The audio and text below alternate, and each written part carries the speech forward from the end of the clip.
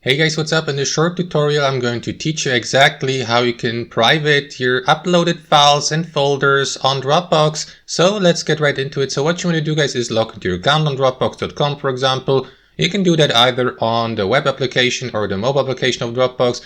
Either way, so what you want to do here on your home feed is select the file you would like to private. So let me go with that file here for demonstration purposes, listed under all files on my home feed. So what you want to do is right click on the file and select the option manage permissions from the drop down menu. After that, switch from people to links here. After that, decide who you would like to give access to your uploaded file, and if you'd like to give the person the permission to either view or to edit the given file. So I'm going to give the permission to view the file, so click on link for viewing here to the right, settings. Now if you haven't done that yet, click on this button here on the next page, create link, so that Dropbox may create a shareable link for that given file. So let me click on it. Last but not least, click on anyone with the link here, and from the drop down menu, choose whether you'd like to give anyone access to that file if they're in possession of that shareable link, or only invited people, guys. So for example, you can private your file by selecting only people invited. If you'd like to give your uploaded file an additional layer of security and only give a selected number of your contacts access to it and not anyone, so click on that